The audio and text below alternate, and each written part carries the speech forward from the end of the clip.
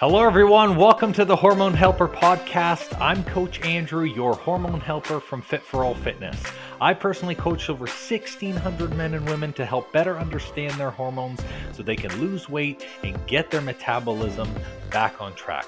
With this podcast, you're going to hear from me and my special guests about everything from metabolism to thyroid to weight loss. And we even talk a little bit of sexy time as we chat to spread more knowledge thick like butter on your hormones. If you're ready to learn, I'm ready to share, so let's do this. Look at how far we have come. Day 5 of the 5-day challenge is already here on the podcast. And I'm super excited because we've worked through so much so far. What have we done here? We've optimized sleep routines so far to better your sleep and your wake cycle. We've reduced day-to-day stressors to lower high cortisol levels. We changed up digestion to kickstart a better fat furnace within the body. And today we are going to increase your energy levels to get rid of your fatigue. I'm super pumped for this. But before we get into this energy work that we're going to do, many of you have reached out this past week telling me that all of this that we've covered in the past 4 days, there's no way that it can be changed in 4 days. Well, I'm here to tell you, of course it can't. Not by itself, at least. Hormonal imbalances normally happen over months of the body's compensating and shortening other places in the body. So, of course, it's not going to be changed in 5 days. Also, it doesn't help that the majority of moms and business owners who reach out to me tend to do so normally when they're at the end of their hormonal rope. So it's most likely that the symptoms you're experiencing have been present for more than a year already. So for these 5 days of changes, in order for them to take full effect, you're going to have to apply them consistently, as well as eat right for your body type and exercise with a protocol that is right for your hormone panel in order to balance those hormones and, of course, increase your metabolism. For some of you recently listening in on the podcast, this might be the first time that you're actually taking your hormones and your metabolism super seriously. And maybe you're already doing some good things, which is amazing. But now it's time to take a bigger step in the right direction to finally give you the total body freedom that you've been looking for. Now, what kind of freedom am I talking about? Well, the kind of freedom that gives you additional energy for your kids, because there's nothing worse than showing up as 40% of whatever you've got in the gas tank, and your kids are asking you, Mom, Dad, play with me. And you're like, I just can't. Like, use your iPad. I'm just going to sleep on the couch. There's nothing worse than showing up for your kids that way. Or the kind of energy that's going to be able to leave you at the end of the night without feeling bloated, because stomach and IBS issues, also a hormonal thing. And there's nothing worse than trying to fit into your favorite piece of clothing or to try and put on a business suit that you're like feeling really uncomfortable in, and then have to pitch your business or show up in front of people. And you've got all these subconscious thoughts running in your mind that's hurting your confidence. To be able to run your business without burnout, because there's nothing worse than burning the candle at both ends and not having enough and trying to rely on caffeine to just get by day to day. For you to be present and calm in your life without having to be consumed by days on end of anxiety, because anxiety is a hormonal symptom. And if these hormones get out of whack, you start losing control over your mental state, and it starts consuming your day-to-day actions and decisions. And finally, being able to control your slow metabolism for your yo-yo weight loss. There's nothing more frustrating than losing the weight, struggling to keep it off, and then gaining it all back when you're doing the seemingly right things, like moving more, doing increased activity, you've changed up your food. There's a lot that's there. And there's so much that we can accomplish together when you choose to say yes to yourself and truly commit to this being a year of optimal health and happiness. So I've got a surprise for you. So be sure to stick around until the very end of the episode. Don't worry, you're going to get an opportunity to learn about the surprise and to learn how you're going to work with me, because a lot of you have been asking. But for now, let's dive into the episode to help increase your energy levels and ultimately get rid of your chronic fatigue. It seems now when you go to the doctor or you check up a symptom on the dreaded WebMD, I hate searching that place, the symptom of fatigue comes up alongside every single illness that you can possibly imagine. Are you low in iron? Boom, there it is.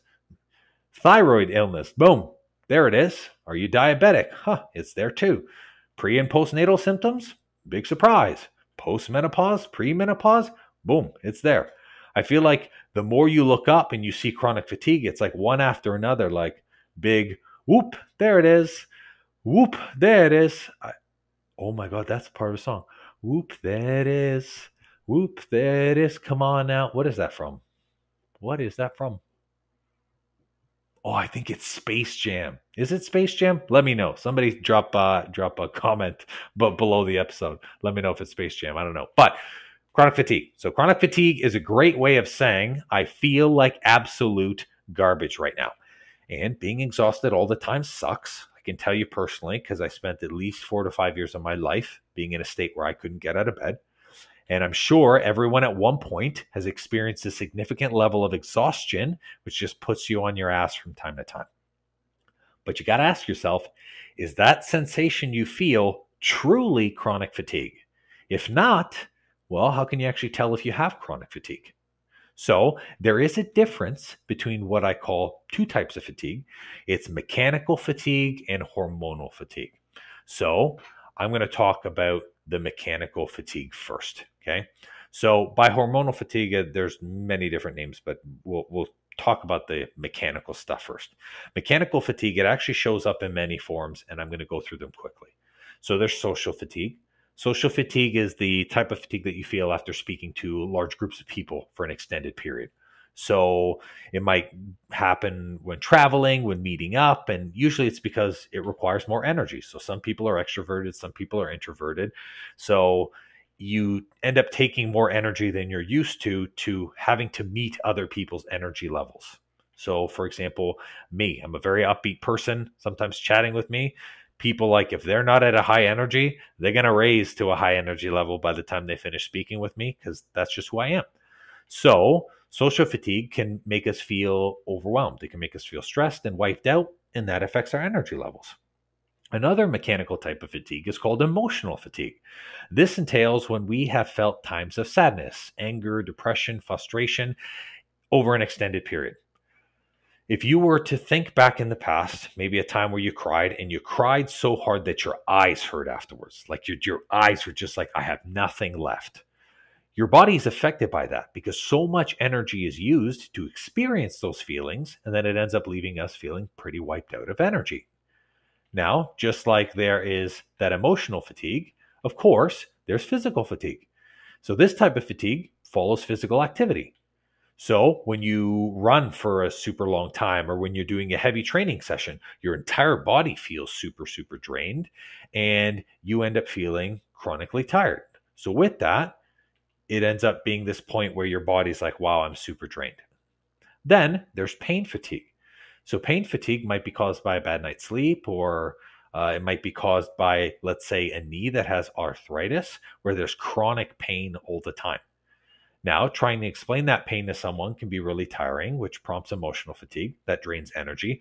Plus, having to deal with the mental aspect of having to deal with that pain can start to use energy from 2 places.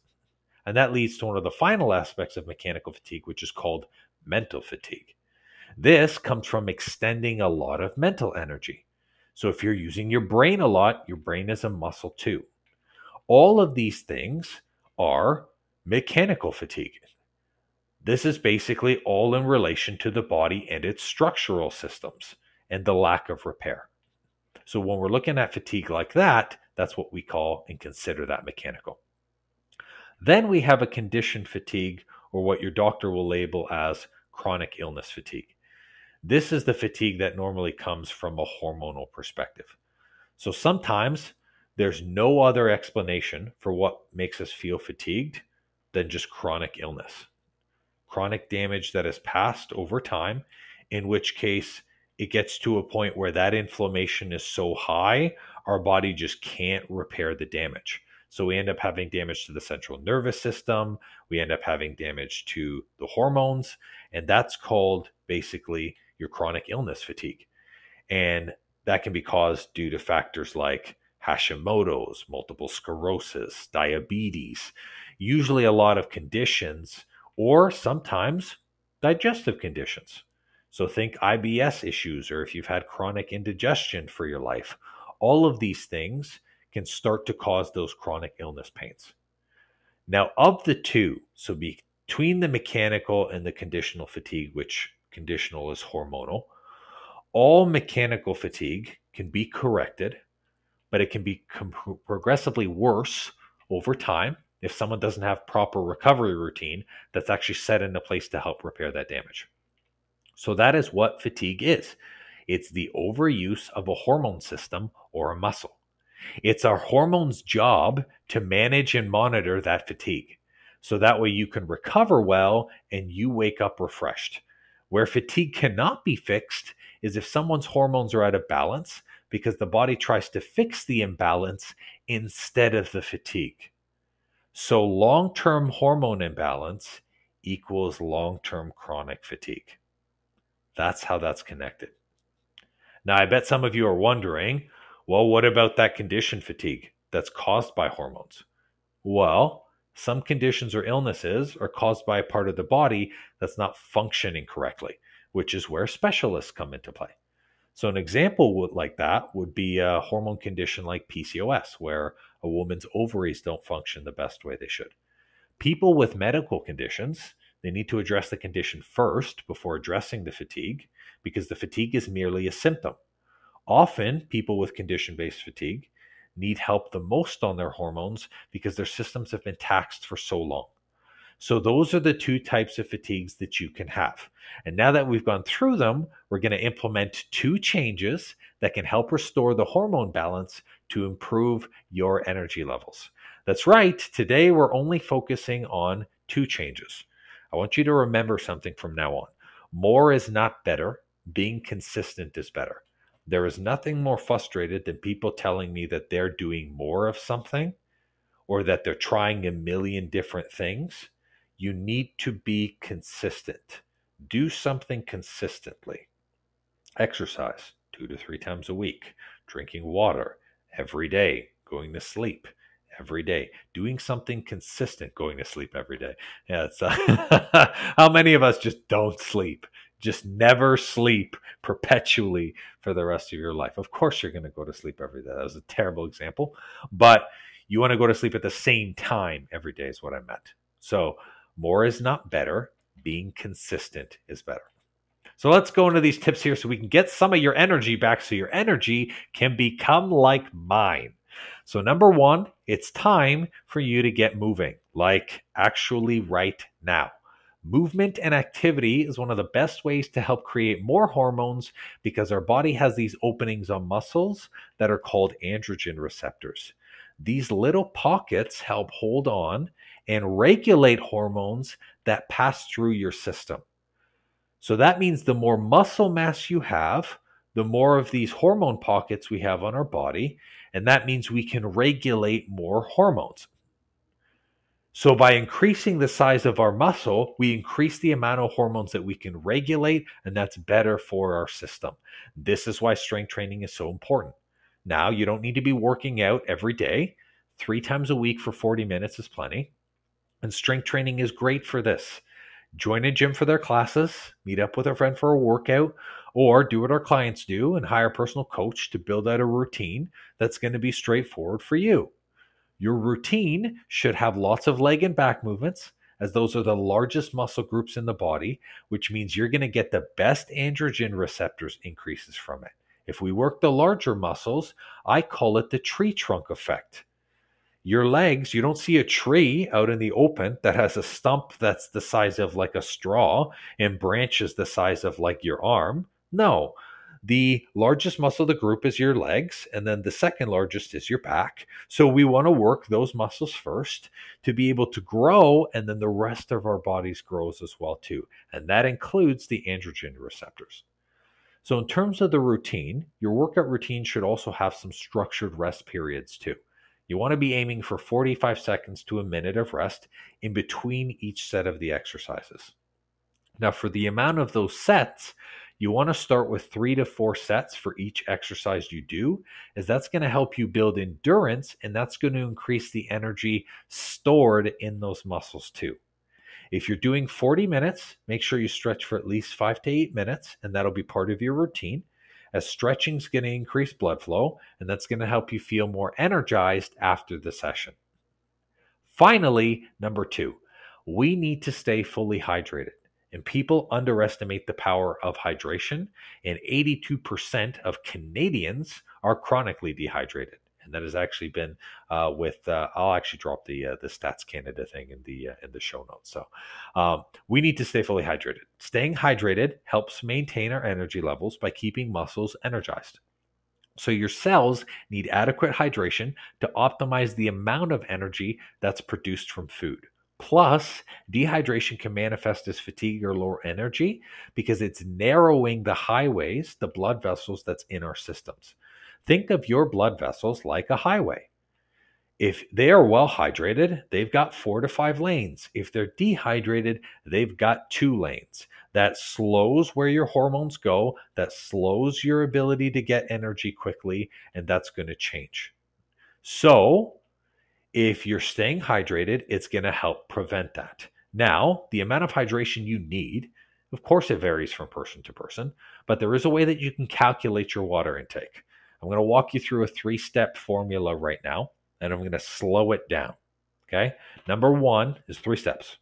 Number 1, I want you to take your weight in pounds, and you're going to divide it by 2.2. Really simple. Take your weight in pounds, divide it by 2.2. Then you're going to multiply the result by one of these 3 numbers. If you're younger than 30, you're going to multiply it by 40. If you're between 30 to 55 years old, you're going to multiply it by 35. And if you're older than 55, you're going to multiply it by 30. There's a formula that's already been calculated that gives the average hydration based off of someone's age range. So I'll say step 1 and step 2 again. Step 1, divide your weight in pounds by 2.2. Step 2, you're going to multiply the result by either 40, 35, or 30, depending on your age. And the third one is you're going to divide that result by 28.3. 28.3 is the average caloric burn that people experience. So that will give you the average hydration that you need per that caloric burn. The answer is the estimated amount of water that you require each day in ounces. Now, if some of you are dyslexic or cannot function in terms of math, because I am terrible at math, I'm going to drop this formula in the show notes. So then that way you can take as long as you need to be able to calculate it.